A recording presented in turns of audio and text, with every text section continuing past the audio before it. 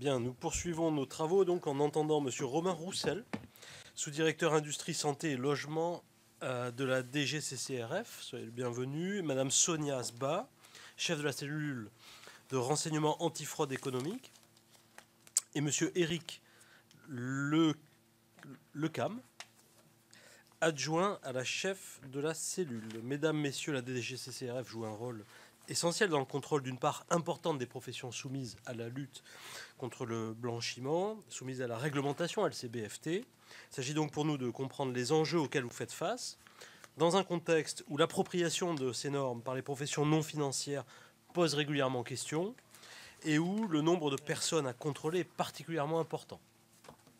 Je vous indique, Madame, Messieurs, que cette audition fera l'objet d'une captation et d'une diffusion en direct sur le site internet du Sénat et qu'un compte-rendu sera publié.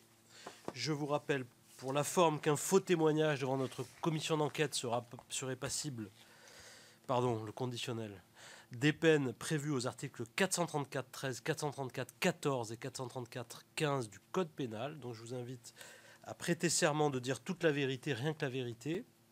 Monsieur Roussel, si vous pouvez lever la main droite et dire « je le jure ». Je vous remercie. Madame Sonia Asba et Monsieur Lecam.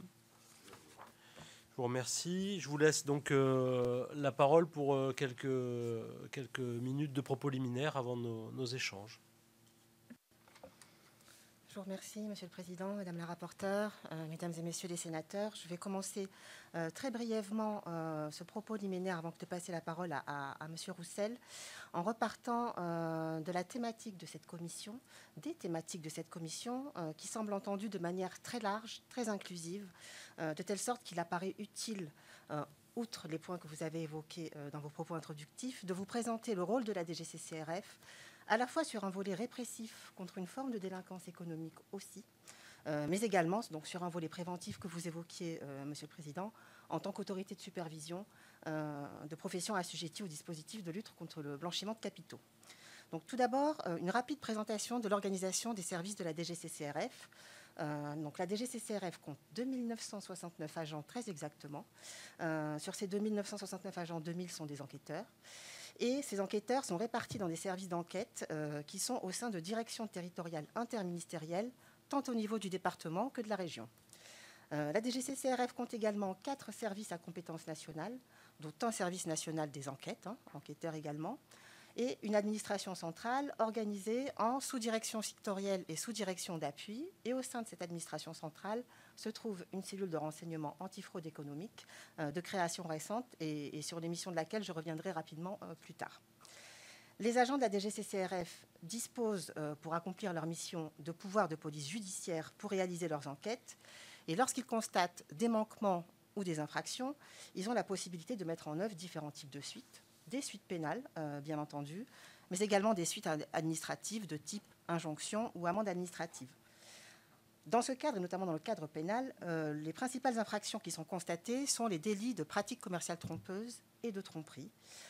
Essentiellement, les pratiques commerciales trompeuses, par exemple, sur des allégations dans la présentation d'un service, ou des tromperies sur les qualités substantielles d'un produit, par exemple. Donc, à ce titre, la mission première de la DGCCRF, c'est vraiment de garantir l'ordre public économique, à la fois au profit du consommateur et des entreprises. Et c'est là sa principale intervention en volumétrie de contrôle et d'enquête. Son action centrale vise à garantir la transparence des pratiques commerciales, la sécurité des produits, la loyauté des relations entre professionnels et consommateurs, dans le cadre de la consommation du quotidien de nos concitoyens. Pour être très clair, le rôle de la DGCCRF n'est donc pas de lutter contre la criminalité organisée stricto sensu. La DGCCRF elle veille à ce que le droit de la consommation et le droit de la concurrence soient bien respectés, mais à ce titre, elle peut justement être amenée à lutter contre une forme de délinquance économique lorsqu'elle identifie des cas de fraude complexes et ou très organisés, et très souvent avec des dimensions multiples qui dépassent le cadre d'action propre à la DGCCRF.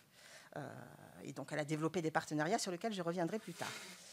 Du coup, elle s'est dotée d'un arsenal répressif en conséquence, qui a été adapté et qui prévoit notamment depuis 2022 la création d'une circonstance aggravante de bande organisée au délit de pratiques commerciales trompeuses sur lesquelles les agents de la DGCCRF sont compétents et qu'ils recherchent dans de très nombreuses enquêtes qu'ils font.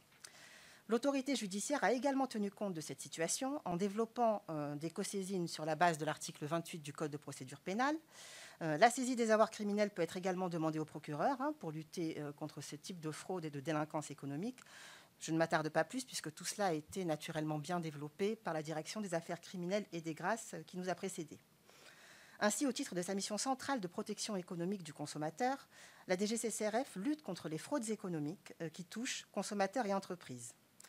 Dans certains secteurs, alors qui ne représentent cependant pas la majorité de notre plan de charge, qu'une volumétrie minoritaire de notre activité, on constate que certaines pratiques sont de plus en plus organisées et sophistiquées, parfois commises par des réseaux professionnalisés, agiles, ce dont on vous parle depuis plusieurs auditions, en ce qu'ils passent d'un secteur à l'autre de manière tout à fait opportuniste. Ces fraudes économiques concernent en particulier des fraudes économiques commises d'abord en ligne, le numérique étant un amplificateur sans précédent du phénomène frauduleux. On peut citer comme exemple les dérives de l'influence commerciale, sur lesquelles nous sommes compétents, ou la collecte de données personnelles qui permet de disposer de listes de prospects, qui permet parfois aussi du démarchage illicite dans certains secteurs. Ces deux secteurs, d'ailleurs, influence commerciale et démarchage, sont des priorités d'action de la DGCCRF de manière tout à fait pérenne. Donc, ce qui est certain, c'est que le numérique permet de toucher un nombre très élevé de futures victimes potentielles et il devient ainsi un élément essentiel d'une forme de délinquance lucrative un petit peu à bas bruit, mais qui touche énormément de concitoyens. Ces fraudes économiques concernent également des secteurs éligibles aux aides publiques. Alors, je ne vais pas vous les reciter, vous les connaissez mieux que moi. Il s'agit là de fraudes massives qui se traduisent par un nombre particulièrement élevé de plaintes et de signalements que nous recevons à la DGCCRF, des plaintes de signalements de consommateurs, notamment via notre application de signalement Signal Conso. Et parfois, les préjudices financiers individuels de ces consommateurs peuvent être assez importants, voire extrêmement importants, notamment dans le domaine de la rénovation énergétique. Ces fraudes massives dans le cadre des aides publiques, elles reposent sur des pratiques commerciales déloyales, toujours trompeuses, souvent agressives, et qui touchent parfois et qui visent parfois spécifiquement des personnes vulnérables, ce qui est un critère évidemment aggravant. Donc, comme l'ont expliqué tous ceux qui nous ont précédés ici devant votre commission, ces infractions de pratiques commerciales trompeuses peuvent être sous-jacentes à l'infraction de blanchiment également, puisque l'objectif pour les fraudeurs est bien entendu, in fine, d'utiliser le produit illicite de l'infraction pour bénéficier de ces fonds, évidemment. Donc, initialement argent sale, désormais blanchi par tous les moyens qui vous ont été précédemment exposés, de l'auto-blanchiment aux prestataires de services spécialisés. C'est pourquoi le format le plus pertinent, le plus souvent mis en œuvre, est celui de la co-saisine judiciaire, qui permet d'appréhender le champ nécessairement multi-infractionnel de ces fraudes, blanchiment compris. Et quand il n'y a pas de co-saisine judiciaire, nous fonctionnons à minima sous un format de coordination interservices. Par conséquent, au travers de sa mission de protection économique du consommateur, la DGCCRF contribue ainsi indirectement à la lutte contre ces fraudes aux aides publiques, qui ont pour objectif principal la captation massive et indue de subventions, en détectant ces fraudes et en transmettant les informations que nous avons en base aux autorités compétentes. Toutefois, et je fais ici une incise mais importante, la DGCCRF en elle-même n'est pas compétente pour relever le délit d'escroquerie et elle n'a pas vocation à l'être du tout, pour plusieurs raisons que je vais expliquer. Ce type d'infraction, l'escroquerie, ça nécessite une habilitation d'officier de police judiciaire afin de mettre en œuvre l'ensemble des dispositions du Code de procédure pénale, et notamment ses pouvoirs coercitifs, tels que la garde à vue, la perquisition. Tout cela est très éloigné de nos méthodes de surveillance du marché, de contrôle et d'enquête. En outre, la DGCCRF ne serait absolument pas en capacité de gérer de telles infractions compte tenu de ses effectifs limités, de 1969 personnes, et notamment en comparaison avec ceux des services de police et de gendarmerie, qui, eux, ont à connaître de ces infractions quotidiennement. Et enfin, cela l'éloignerait quand même de son cœur de mission, qui est vraiment la protection économique du consommateur classique au quotidien. Voilà pourquoi cette proposition qu'on a pu entendre précédemment ne pourrait pas vraiment être appliquée à la DGCCRF. Alors, comment on lutte contre cette forme de délinquance économique à la DGCCRF ? Ce qui est certain, et qui ne souffre pas de doute, selon nous, c'est que cette lutte, elle doit être collective. Alors, évidemment, j'enfonce un peu une porte ouverte, c'est des choses que tout le monde a répétées, mais c'est nécessaire de les réaffirmer. Face à ces réseaux organisés, face à ces bandes organisées, il faut que les services de l'État s'organisent en réponse. C'est absolument nécessaire à différents niveaux et de différentes manières. Au sein de la DGCCRF, l'ensemble des entités, quel que soit leur échelon, leur mission, participent à cette lutte collective, hein, aussi bien services d'enquête que services centraux. Et c'est en ce sens qu'a été créée la cellule de renseignement antifraude économique en 2021, puisqu'on s'est rendu compte que, et je cite Madame Cléostrate, hein, que vous avez entendu de la Direction générale des douanes précédemment, le renseignement, c'est vraiment le nerf de la guerre, effectivement. Et c'est aussi là qu'il faut mettre un petit peu de force vive.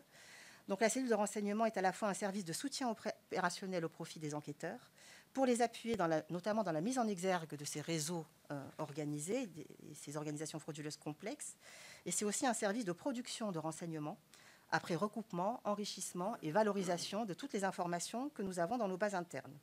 Donc on travaille à l'identification des personnes physiques bénéficiaires effectives des pratiques frauduleuses, via l'analyse de flux financiers, la compréhension des modes opératoires, le recoupement de dossiers en interne à la DGCCRF comme en externe avec nos partenaires, hein, forces de police et de gendarmerie notamment. Et nous apportons une attention toute particulière aux fraudeurs récurrents. Et là, je reprends votre phrase, Madame la rapporteure, quand vous disiez dans une audition précédente, un fraudeur content et un fraudeur qui revient.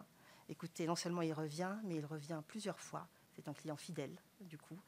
Et c'est vraiment sur ces personnes-là que nous concentrons notre attention du côté de la cellule de renseignement. Tout ce qu'on fait permet, on l'espère en tout cas du mieux qu'on peut, aux enquêteurs de la DGCCRF d'investiguer de manière plus ciblée, plus impactante. Et en ce sens, nous proposons quasi systématiquement des pistes d'investigation concrètes, des stratégies, une vision pluri-infractionnelle et une mise en relation très concrètement avec des services enquêteurs qui bossent sur les mêmes personnes. Ça paraît simple, mais c'est mieux quand c'est fait. La cellule est également dédiée aux échanges opérationnels avec les partenaires, hein, même si elle n'en a pas le monopole, bien entendu. Et nous connaissons évidemment tous ceux qui nous ont ici précédés devant vous. Depuis 2024, nous disposions d'un officier de liaison au sein de Tracfin. C'est un point de contact entre nos deux services. Et par son intermédiaire, nous avons énormément d'échanges sur des suspicions de blanchiment de capitaux, des échanges nourris depuis cette installation d'officier de liaison. Je pourrais y revenir plus en détail si vous le souhaitez par la suite ou dans la réponse écrite sur les questionnaires. À titre d'exemple, en 2024, la cellule a traité quasiment 384 dossiers sur l'année. Pour la très grande majorité d'entre eux, avec des échanges de renseignements, de ciblage et parfois des actions groupées, communes avec différents partenaires. Chaque service, finalement, pouvant détenir un morceau de compétence sur un dossier et avoir des actions complémentaires entre elles qui peuvent être mises en place. C'est donc très opérationnel par dossier et très complémentaire. Voilà un petit peu pour ce volet répressif, voilà, que je ne veux pas faire durer trop longtemps, pour laisser la parole à Romain Roussel, qui va lui venir sur le volet préventif de supervision dans le dispositif LBCFT. Merci, Monsieur Roussel. Merci, Monsieur le Président, Madame la rapporteure, Mesdames et Messieurs les sénateurs, Mesdames et Messieurs. Je vais donc vous présenter maintenant le volet préventif, effectivement, qui est mis en place au niveau de la DGCCRF et en particulier au niveau de la sous-direction que je pilote, dont 2 bureaux sont directement impliqués en fait dans les contrôles de second niveau de 3 champs en matière de lutte contre le blanchiment. Il faut savoir que la DGCCRF, en complément donc de sa mission de protection des consommateurs et de régulation des marchés, intervient dans le cadre du volet préventif de lutte contre le blanchiment et de financement du terrorisme en tant qu'autorité de contrôle auprès de 3 types d'acteurs. Tout d'abord, les intermédiaires immobiliers de l'entremise immobilière, les agents immobiliers, mandataires. Ensuite, les personnes qui exercent l'activité de domiciliataire d'entreprise. Et enfin, des personnes qui, effectivement, acceptent des paiements en espèces ou moyens de monnaie électronique dans les secteurs du luxe, horlogerie, bijouterie, joaillerie notamment, en se livrant au commerce de ces biens. J'insiste bien sur le fait qu'il s'agit de contrôles de second niveau, l'idée étant qu'effectivement, à travers nos contrôles, nous nous assurions du respect par ces professionnels du luxe et de l'immobilier et de la domiciliation, de leurs obligations de vigilance en matière de lutte contre le blanchiment et financement du terrorisme à l'égard de leur clientèle, de manière à faire en sorte de lutter efficacement contre ces phénomènes. Alors, il faut savoir que la lutte contre le blanchiment est depuis plusieurs années montée en charge au niveau de la DGCCRF à travers des enquêtes annuelles qui sont diligentées dans le cadre de notre programme national d'enquête que nous pilotons et qui est ensuite déployé sur le terrain au niveau des différents échelons, à la fois les échelons centraux pour la conception des orientations de ciblage, mais aussi des échelons départementaux et régionaux, et qui s'appuie également fortement sur notre service national d'enquête pour réaliser les enquêtes les plus complexes, notamment dans les secteurs du luxe et de l'immobilier de luxe. Au-delà de cette montée en charge dans le cadre de notre programme national d'enquête, nous avons déployé en fait récemment un plan national d'action consacré à la lutte contre le blanchiment, qui se décline selon 4 axes principaux de manière à faire évoluer en fait nos modalités d'action et pour être collectivement plus efficaces. Le premier axe en fait, consiste à accroître l'implication de la direction dans un certain nombre de démarches institutionnelles. Typiquement, ça consiste à approfondir la coopération nationale et internationale avec les différents acteurs de la communauté de lutte contre le blanchiment.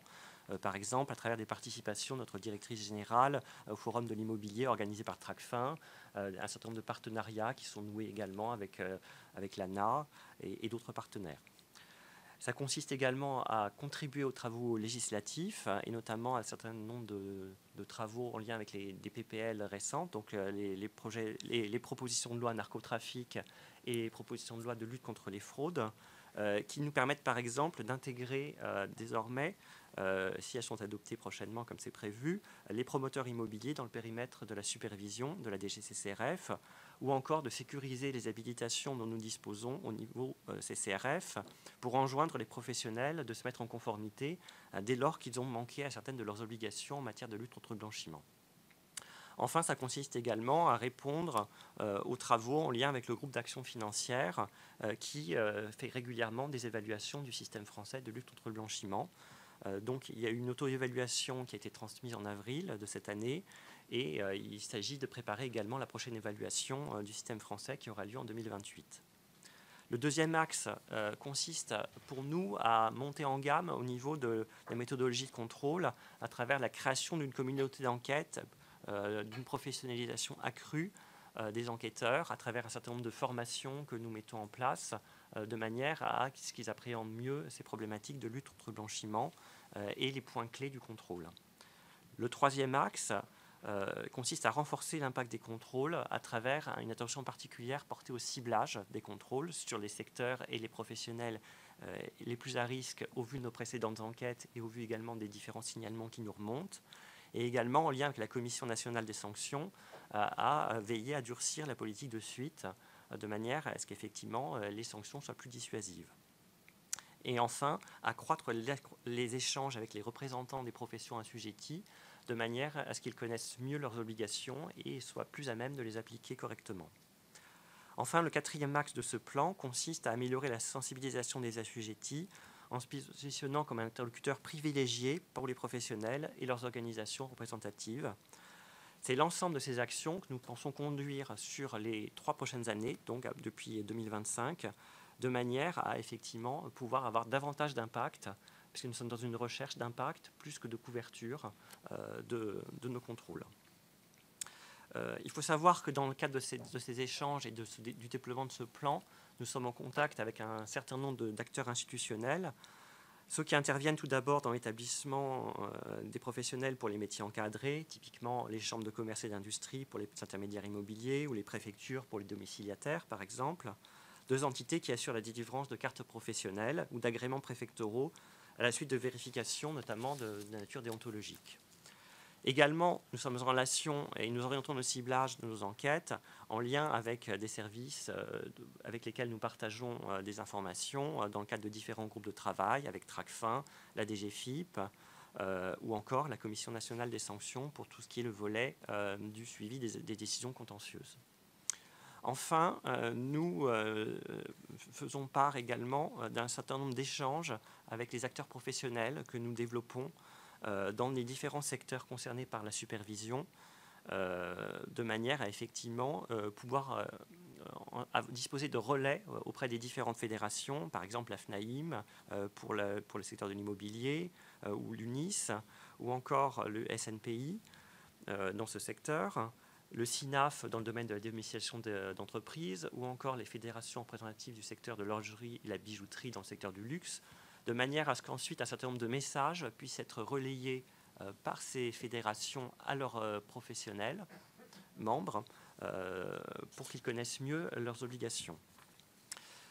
Il faut savoir quand même qu'en termes de champ de la supervision, la DGCCRF, par rapport aux autres acteurs, se singularise également par un très grand nombre d'entités assujetties, environ 130 000, par rapport aux autres autorités de supervision françaises, et que ces 130 000 acteurs sont vraiment constitués d'entités très diversifiées. C'est pour ça que nous essayons effectivement de varier les canaux de manière à pouvoir les toucher et à faire en sorte que, malgré nos effectifs restreints dans le domaine, puisque nous disposons d'environ l'équivalent de 18 ETP sur le domaine de la lutte contre le blanchiment, nous puissions, par nos logiques de ciblage, maximiser l'impact de nos contrôles et arriver à obtenir des résultats, notamment à travers un certain nombre d'opérations coup de poing qui sont menées généralement par notre service national d'enquête et qui ont pu avoir lieu notamment dans les secteurs et les régions qui présentaient le plus de risques. Typiquement, récemment, il y a eu une action dans le domaine de l'immobilier dans l'ouest parisien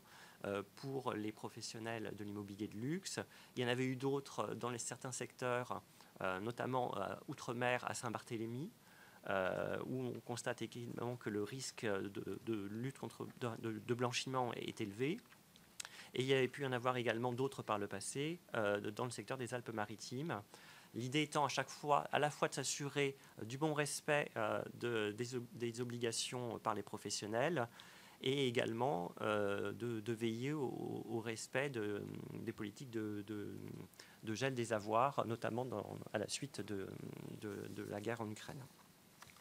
Donc, une stratégie multicanaux qui nous permet effectivement de développer une compétence assez transversale au niveau des secteurs d'activité que nous supervisons, de manière à garantir l'efficacité de notre mission en adéquation avec les standards internationaux auxquels veille notamment le GAFI et désormais auquel veillera l'AMLA, qui a récemment été créée, la nouvelle autorité de lutte internationale. Voilà à titre préliminaire ce que je souhaitais vous indiquer. Et je peux peut-être détailler, si vous avez également un peu de temps à ce sujet, un certain nombre de spécificités par rapport au contrôle que nous menons dans le domaine de l'immobilier et de la domiciliation d'entreprise, qui, je vous l'ai dit, mobilise vraiment les différents échelons de la DGCCRF et sur lesquels nous obtenons un certain nombre de résultats. C'était la question que j'allais vous poser. J'allais vous dire, alors quelles sont vos observations, là, vos résultats Voilà. Donc, concrètement... Rapidement, par contre, pour qu'on puisse garder du temps pour les questions. Bien sûr. Donc, très concrètement, donc, les agents de la DGCCRF sont impliqués à différents niveaux dans ces contrôles de l'immobilier et de la domiciliation et du luxe. Je vous le disais, et dans le cadre des contrôles, des bilans, des contrôles annuels que nous menons, nous avons contrôlé en 2024 un peu plus de 400 professionnels de l'entremise immobilière, dont un peu plus de la moitié présentaient au moins une anomalie. Nous avons contrôlé également près d'une centaine de sociétés de domiciliation, dont environ la moitié était également en anomalie. Et dans le secteur du luxe, nous menons également des campagnes régulières pour une trentaine d'opérateurs, principalement du secteur horlogerie-bijouterie, dont environ un tiers présentaient des anomalies. Donc très concrètement, quand on parle d'anomalies, on parle de choses qui peuvent être assez disparates, qui peuvent dans certains cas être des manquements plus véniels, qui se traduisent dans ces cas-là par de simples avertissements aux professionnels. Mais il peut y avoir des faits effectivement plus sérieux, avec parfois des absences totales de dispositifs de lutte contre le blanchiment, ou alors des manquements en lien avec l'absence de justificatifs par rapport aux transactions immobilières qui ont été accomplies, la non-conservation d'un certain nombre de pièces d'identité qui sont nécessaires et qui peuvent dans certains cas donner lieu à des suites plus sérieuses. C'est pourquoi, en termes de bilan, si je dois faire un bilan un peu agrégé des activités immobilières et de domiciliation, pour vous donner une idée un peu générale, au niveau des services de contrôle à DGCCRF, donc en 2023, ça a donné lieu à environ 107 avertissements dans le secteur de l'immobilier 13 dans le secteur de la domiciliation, mais aussi à des injonctions, 83 dans le secteur de l'immobilier, 12 pour la domiciliation, et également un certain nombre de transmissions de rapports d'intervention à la Commission nationale des sanctions pour prise de sanctions dans ces cas-là, 38 dans le secteur de l'immobilier en 2023 et 17 pour la domiciliation. Enfin, les services d'enquête prennent aussi d'autres types de suites, à savoir des transmissions d'informations de soupçon à Tracfin par l'intermédiaire de l'officier de liaison dont vous parlez, Sonia Sbar, à l'instant, lorsqu'ils constatent qu'un certain nombre de transactions pour lesquelles un soupçon de blanchiment existe et qui n'ont pas été déclarées spontanément par les professionnels, comme ils en ont pourtant l'obligation. Une trentaine de transmissions ont eu lieu en 2024 pour le secteur de l'immobilier, par exemple. Voilà à grande maille vraiment les politiques de contrôle et de suite que nous menons, mais je suis à votre disposition pour préciser certains points si vous le souhaitez. Merci beaucoup. Merci. Ma première question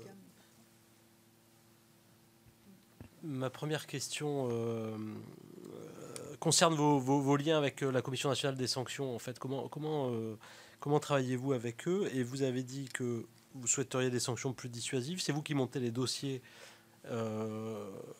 qui sont adressés à la Commission nationale des sanctions, si j'ai bien compris. Comment est calibrée la sanction en fait? Est-ce que c'est l'importance du dossier qui détermine derrière la sanction qui sera appliquée? Comment ça fonctionne exactement? Et quelles sont vos marges de manœuvre dans la construction des dossiers? Oui, en fait, ce sont nos enquêteurs donc, sur le terrain qui effectivement montent les dossiers à la suite de leurs inspections. Donc, ils constituent un dossier complet sur la base d'un certain nombre de contrôles qui sont effectués sur place et sur pièce dans les différentes agences immobilières, par exemple. Et ensuite, ils synthétisent à la suite de ces contrôles les manquements qu'ils ont pu constater dans un rapport en fait, qui est consolidé et qui fait suite aussi à des échanges qu'ils ont avec les professionnels contrôlés pour les interroger sur leur niveau de connaissance du sujet, sur un certain nombre de dispositifs préventifs qu'ils ont pu mettre en place. Donc tout ça, au-delà du contrôle d'un certain nombre de dossiers sur pièce, leur permet d'avoir une appréhension un peu globale en fait, de la manière dont le risque de lutte contre, dans la lutte contre le blanchiment est ou non instruite par le professionnel au niveau des dispositifs de prévention. Il constate également la présence ou non dans les dossiers des différentes transactions des pièces qui sont nécessaires à la traçabilité du dossier. Et ils interrogent aussi le professionnel sur les déclarations de soupçon qu'il a, le cas échéant, pu faire à Tracfin.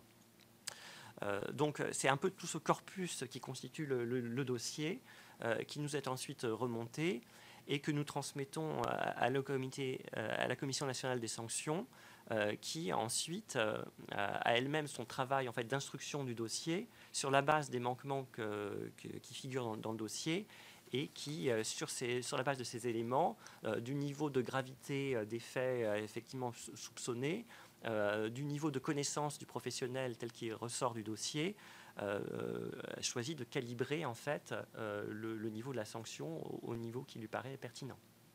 C'est dans cet ordre-là que ça se passe en fait. Merci. Madame la rapporteure. Oui, merci beaucoup pour votre exposé. Moi, je suis un peu inquiète des effectifs. Je pense que vous aussi.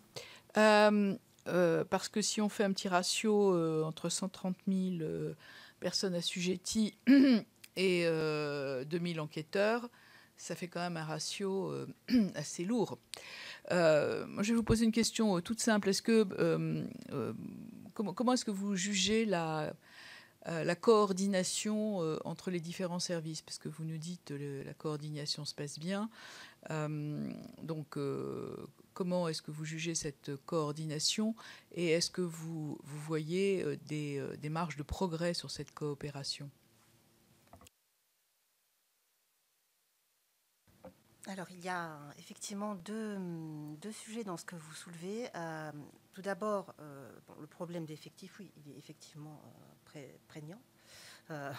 puisque pour l'ensemble de nos missions, dont la supervision également, nous sommes effectivement dans un effectif restreint qui nous contraint, alors par certains côtés, des fois c'est une chance aussi, à être extrêmement agile et puis à prioriser de manière permanente, mais enfin quand même il nous manque des effectifs, ça c'est certain. Sur le volet supervision, le ratio est encore plus délicat puisque, comme le disait Monsieur Roussel, 18 ETP, ils sont consacrés pour les 130 000 assujettis dont vous parlez, donc ça se restreint encore plus. Je ne suis pas certaine, mais je laisserai plutôt Romain préciser qu'il y ait vraiment une coordination entre les différents services superviseurs, puisque en fait il y a un monopole de compétences de superviseurs par profession assujettie. Seule la DGCCRF peut contrôler en supervision les agents immobiliers ou les domiciliataires, donc ça malheureusement c'est de la priorité de ciblage, et notamment c'est là qu'on mixe et qu'on utilise ce qu'on constate en répressif, nous, des GCCRF, sur les fraudes économiques, pour pouvoir nourrir le ciblage en supervision, notamment des sociétés de domiciliation. On en voit nombreuses et de trop nombreuses sociétés frauduleuses qui sont domiciliées chez ces prestataires-là. Et évidemment, dans nos contrôles de protection économique du consommateur, en rénovation énergétique, en dépannage à domicile, tous ces secteurs qui sont fraudogènes, dès qu'on détecte une récurrence de sociétés de domiciliation, elle passe en ciblage automatiquement pour la supervision. Bon, ça permet au moins d'avoir ces passages-là. Et sur la coordination entre services de manière générale dans la lutte contre la délinquance économique, comment dirais-je, elle existe à plusieurs niveaux. Sincèrement, elle est relativement efficace parce qu'on a des coordinations stratégiques. On a un rôle très important de la MICAF qui fait vraiment le go-between entre les différents services, que ce soit intra-Bercy ou à laquelle elle appartient que en dehors avec les forces de sécurité intérieure, etc. Mais c'est du niveau, on va dire, stratégique, macro. C'est complété par tous ces dispositifs territoriaux qui existent et qui sont très, très efficaces, les CODAF notamment. Mais je crois que là où il faut essayer de maintenir et de persévérer la coordination, c'est vraiment au niveau opérationnel. J'allais dire quasiment au niveau micro, par dossier. Dès qu'on peut avoir une vision holistique d'un dossier, il ne faut pas hésiter à le faire parce qu'en réalité, on peut avoir plusieurs solutions qui ne sont pas que du champ judiciaire, qui peuvent être aussi du champ administratif, parfois peut-être tout aussi efficace, et ça permet vraiment de calibrer quasiment au cas par cas. Donc je dirais que c'est l'effort apporté, il est vraiment dans la coordination opérationnelle du quotidien. Si je peux me permettre un petit complément sur le volet supervision, il y a effectivement quand même une coordination des acteurs de supervision au sein des instances du COLB. C'est vraiment cette instance-là qui permet le dialogue entre les différentes autorités qui supervisent et qui permet d'échanger à la fois des informations, de coordonner et de synthétiser ensuite effectivement les bilans d'actions qui sont effectivement des actions qui sont menées au niveau français par rapport à la supervision de lutte contre le blanchiment. Donc typiquement, c'est aussi dans ce type d'instance que sont discutées un certain nombre d'analyses sectorielles des risques qui sont effectivement alimentées par les différentes parties prenantes. Typiquement, au niveau de la DGCCRF, nous contribuons à l'analyse sectorielle des risques dans les 3 secteurs, donc immobilier, nous pilotons celle sur la domiciliation, et nous contribuons également à celle du luxe, avec par exemple aussi la douane, qui est en charge des métaux précieux. Donc c'est aussi important pour nous de pouvoir avoir effectivement cette coordination au sein des instances de supervision au niveau du COLB, parce que ça permet effectivement du coup d'appréhender également ce qui se fait par les autres acteurs et de veiller à une bonne complémentarité et une bonne cohérence d'ensemble des contrôles du système français de lutte contre le blanchiment. Sur le sujet des effectifs, effectivement, comme l'a dit Sonia, effectivement, ils sont effectivement insuffisants dans le domaine et nous avons demandé dans le cadre du PLF 2025 un certain nombre de renforts qui n'ont pas été décidés pour des raisons budgétaires. Ça avait été présenté déjà notamment dans l'audition de la DGCCRF par la Commission des finances du Sénat en octobre dernier, de manière plus détaillée, avec effectivement un souhait de pouvoir exercer cette supervision de manière plus forte. Au-delà de la problématique des effectifs et de celle du ciblage qui a déjà été évoquée, se pose aussi la question effectivement d'avoir une vision plus transverse des différents secteurs pour avoir une supervision effectivement plus efficiente à travers notamment ce qui se profile dans le cadre des travaux du COLB également, sur la transposition en droit français de la 6e directive anti-blanchiment, avec en particulier les problématiques de supervision des professions autorégulées, notaires, avocats, greffiers. L'idée étant que nous puissions construire collectivement un système qui soit plus résilient et qui permette d'avoir une vision plus globale et plus en amont sur effectivement ces problématiques potentielles de fraude à travers des informations qui sont aussi disponibles au niveau de ces différentes professions. Et donc c'est important qu'effectivement il puisse y avoir un rôle peut-être plus important qui puisse être joué notamment par la DGCCRF dans le cadre de cette supervision renforcée qui aura lieu une fois transposée cette 6e directive. Madame la rapporteure. Oui, je vous écoute et je me demande comment font nos voisins européens en la matière. Est-ce que vous avez des contacts au niveau de évidemment, il y a des contacts au niveau ministériel et à des niveaux intermédiaires. Mais est-ce que vous-même, vous avez des coopérations, notamment avec nos voisins européens et sur leur organisation, ce serait intéressant de voir comment ça fonctionne pour pouvoir éventuellement comparer. Est-ce que vous avez des éléments ? En fait, au niveau des services des GCCRF, nous n'avons pas de contact en fait régulier avec nos homologues européens, parce que ça passe vraiment à travers les services de la DG Trésor et au sein du COLB, qui, par ce biais, effectivement, nous restitue en fait un certain nombre d'informations sur ce qui peut être fait par d'autres pays membres, notamment de l'Union européenne. Il faut savoir aussi qu'à travers un certain nombre d'inspections, notamment celle du GAFI, qui sont faites donc par les pairs donc d'autres pays qui exercent également une supervision. Ça permet également d'échanger sur les pratiques lors de ces inspections, mais en fait il n'y a rien de formalisé, de régulier au niveau direct de la DGCCRF. Merci. On vous avait posé aussi dans le questionnaire préalable une question sur la contrefaçon. Est-ce que vous avez des éléments là-dessus? Quelle est l'ampleur du phénomène et ses liens avec le blanchiment? Est-ce que vous observez des choses?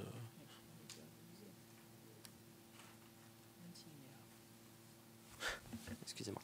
Oui, en matière de contrefaçon, en fait, là nous sommes un peu en marge des compétences de la DGCCRF, puisqu'en fait au niveau DGCCRF, nous sommes compétents uniquement pour la contrefaçon de marques.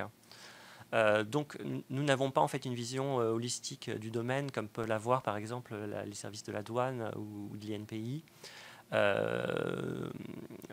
Nous n'ignorons pas évidemment qu'il peut y avoir des liens entre contrefaçon et problématiques de blanchiment ou de délinquance financière, évidemment. Mais lorsque nous constatons à travers un certain nombre de contrôles de contrefaçon que nous sommes amenés à faire, principalement en fait en lien avec des événements ponctuels, on en a fait par exemple en 2023 lors de la Coupe du Monde de rugby et des opérations un peu coup de poing, en 2024 également lors des Jeux Olympiques de Paris. C'est généralement des actions en fait, qui sont faites à travers des coopérations interservices et sous l'égide généralement de la douane qui est pilote de ces actions. Donc, je peux vous donner quelques chiffres, hein, puisque nous avons réalisé en 2024 environ des contrôles d'un peu plus de 420 établissements en titre de la contrefaçon, dont 55 sites internet pour 530 visites d'établissements, qui ont donné lieu à un certain nombre de suites de nature pédagogique, des avertissements, ou dans certains cas des suites correctives et répressives avec quelques injonctions, 14 injonctions et 6 procès-verbaux pénaux. Mais ça reste une activité qui est quand même plus marginale par rapport à notre cœur de métier. Et en fait, lorsque nous constatons, ou lorsque nous soupçonnons plus précisément, dans le cadre des actions de lutte anti-contrefaçon que nous sommes amenés à faire, qu'un certain nombre de phénomènes peuvent aussi donner lieu à des faits plus graves en lien avec les problématiques de délinquance financière ou en lien effectivement avec des réseaux organisés. Généralement, nous repassons la main aux acteurs qui sont chefs de file dans ce domaine. Merci pour votre réponse. Je tourne vers les collègues si vous avez questions. Peu de choses à dire. Comme Madame rapporteur, je regrette naturellement la faiblesse des moyens que vous pouvez affecter à ces contrôles, compte tenu notamment des résultats, les constats d'irrégularité que vous faites, qui sont de l'ordre de, selon les thématiques concernées, de 50%, 40% pour d'autres. Vu l'énormité de la tâche, on pourrait penser qu'effectivement, des moyens... je ne mésestime pas naturellement la difficulté actuelle de doper le budget de la DGCCRF, voilà. Mais qui veut la fin veut les moyens. À partir du moment, effectivement, on veut lutter contre cette délinquance financière, il faut peut-être se donner les moyens. Alors, je sais bien que vous n'êtes pas les seuls à travailler là-dessus, vous l'avez clairement dit, mais quand même, sur des thématiques telles que, par exemple, le contrôle des agences immobilières, combien vous disiez, 130 000, je crois, 130 000 établissements. Vous en avez fait 400, semble-t-il, 400 contrôles. Si je me souviens bien, c'est une goutte d'eau dans un océan de entre guillemets, de dérives possibles. Et vraiment, faut peut-être qu'on s'en préoccupe un peu plus. Voilà.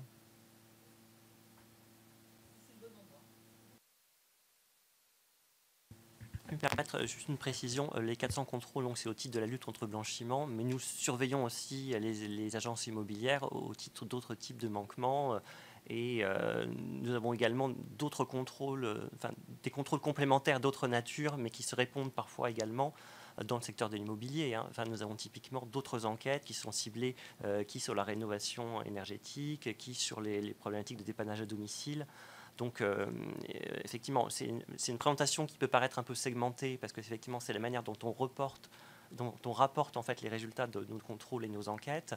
Mais il faut savoir qu'effectivement, souvent, ce sont les mêmes enquêteurs qui traitent différentes problématiques et ou qui travaillent effectivement en lien avec d'autres collègues qui sont également qui ont également une certaine expertise dans le secteur de l'immobilier, de manière à leur passer effectivement un certain nombre d'informations utiles pour le ciblage. Donc, effectivement, les 400, c'est le nombre de contrôles d'agences immobilières dans le cadre de la lutte contre le blanchiment. Mais ces agences sont aussi contrôlées au titre de leur respect, par exemple, des pratiques commerciales, des affichages du diagnostic de performance énergétique et d'un certain nombre d'autres pratiques en lien avec la protection du consommateur et la régulation des marchés. Pour ma compréhension, donc ces contrôles, les 400 dont vous parlez, ce ne sont pas 400 contrôles d'agences immobilières dans l'année au cours desquelles vous avez relevé tant de dérives liées au blanchiment, tant de dérives liées à... C'est quoi ces 400 contrôles global?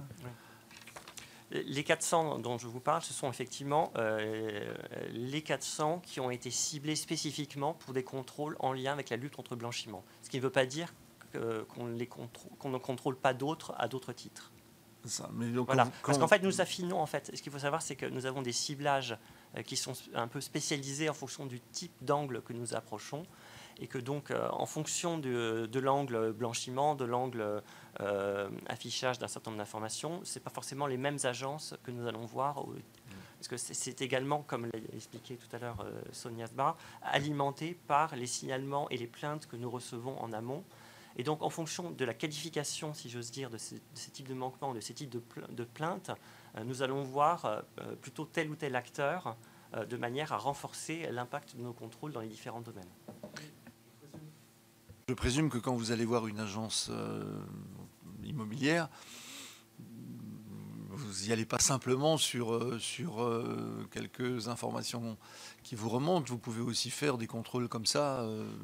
Vous décidez de faire, je ne sais pas quoi, une opération coup de poing dans les agences immobilières de tel arrondissement de Paris. Voilà, bon, dans ce cadre-là, le contrôleur vérifie tout, il contrôle tout. Et s'il a effectivement un doute relatif au blanchiment, il va le signaler, il va le relever. Il ne va pas venir spécialement dans une agence immobilière pour faire tel type de contrôle. Si déjà il y a un agent de la DGCCRF qui est là, qui entre dans une agence immobilière, il contrôle tout, non? Pas le cas?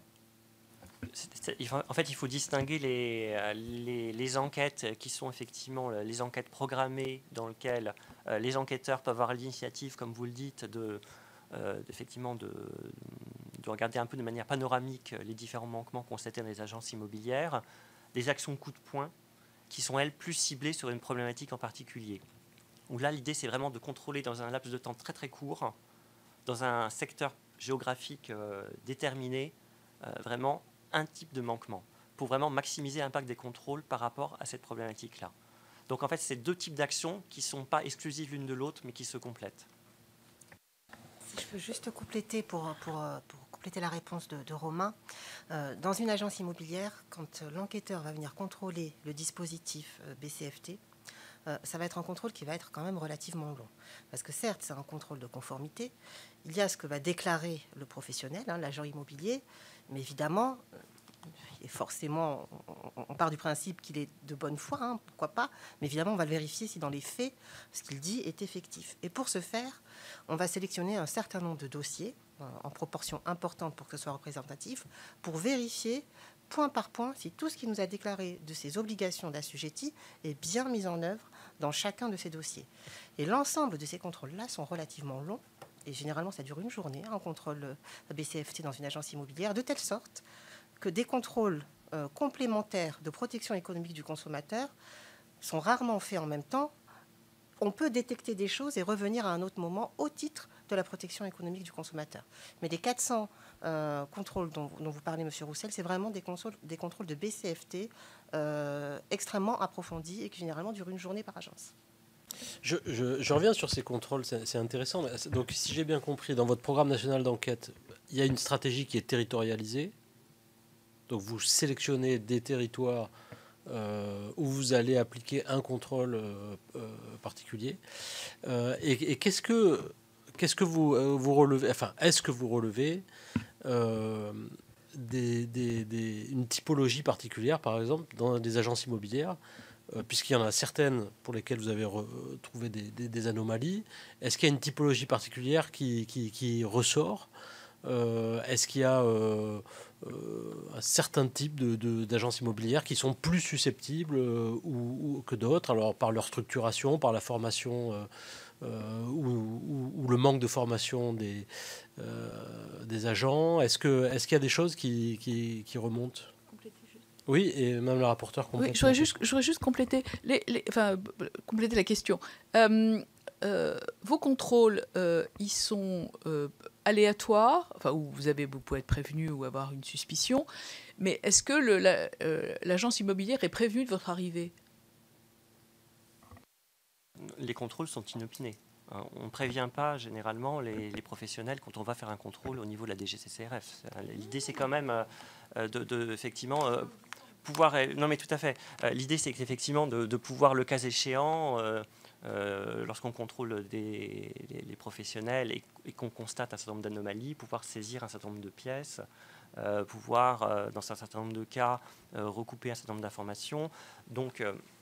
l'idée, c'est qu'effectivement, on ne prévienne pas à l'avance. Inopiné, mais pas aléatoire, alors? Ah non, pas aléatoire, puisqu'ils sont ciblés. Ils sont ciblés.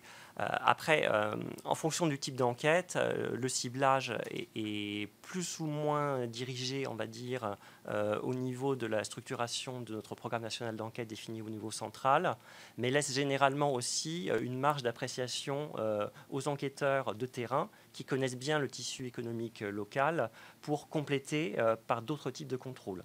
Typiquement, en termes de volumétrie des enquêtes, notre programme national d'enquête, c'est à peu près 2/3 de la volumétrie volumétrie de l'activité des services déconcentrés, et cela laisse un tiers de marge pour effectivement adapter un certain nombre de contrôles d'initiatives locales, et où, pour cibler en complément de ceux qu'on propose dans le ciblage au niveau national, un certain nombre d'opérateurs qu'ils auraient repérés au niveau local.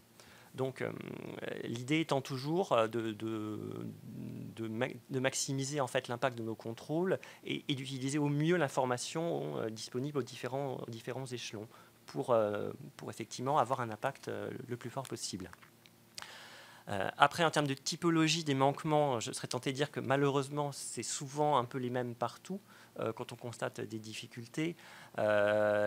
Souvent une connaissance insuffisante de la part des professionnels, souvent des dispositifs de prévention incomplets ou non appliqués, souvent des négligences dans le traitement d'un certain nombre de dossiers ou la conservation des pièces justificatives, mais néanmoins avec des conséquences financières qui peuvent être plus ou moins élevées, et c'est pour ça qu'on cible également plus certains territoires que d'autres dont on estime qu'ils sont plus à risque de blanchiment, typiquement un certain nombre de territoires situés outre-mer ou situés dans les Alpes-Maritimes, dans les régions frontalières ou dans l'immobilier de luxe en Île-de-France, dont on estime qu'elle présente structurellement plus de risques de blanchiment que l'agence immobilière qui pourrait être située au cœur de la France.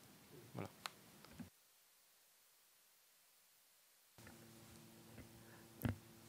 Très bien, écoutez, peut-être que s'il n'y a plus de questions, on peut conclure cette audition en vous remerciant beaucoup pour ces éléments et la transparence de nos échanges. Merci.